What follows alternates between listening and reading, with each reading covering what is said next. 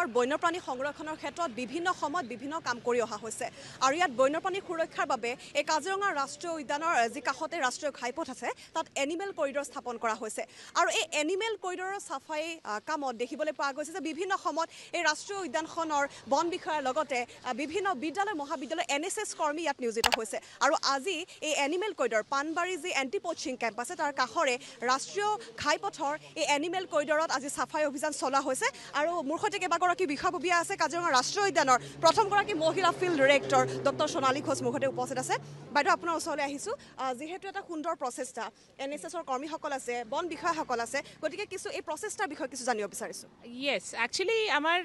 animal corridors আমাৰ 9টা designated আছে আপুনি চাব পাৰে এটো এটা ধুনীয়া এটা মানে ফৰেষ্ট আছে আৰু ইয়াতে কি হয় বানপানী সময়ত বা বানপানী নহলেও হাতীয়ে ইয়াতে মুভ কৰে বা লাংগুৰছ বা আমাৰ প্ৰাইমেটছে ইয়াতে মুভ কৰে আৰু বেসিক্যালি সেই হাইৱেৰ ওচৰত এটো মানে আছে তো আমি দেখিছোঁ কি প্ৰায় মানে আমাৰ অ্যাৱাৰনেছটো বহুত কম মানুহ আৰু কি কৰে জংগল ভাবি ইয়াতে মানে জাবৰ পেলাই দিয়ে ভাবে কি ইয়াতে কোনো মানুহ নাই তো জংগলত আমি পেলাই দিম আর এখিনি প্লাষ্টিক স্পেশালি প্লাষ্টিক ওয়েস্টৰ কাৰণে আমাৰ এনিমেলছৰ বহুত মানে এটা হেৰি হয় হাৰ্ম হয় কেনে খাই দিয়ে তাতে পেটত হেতু ফুলি যায় তাৰপৰ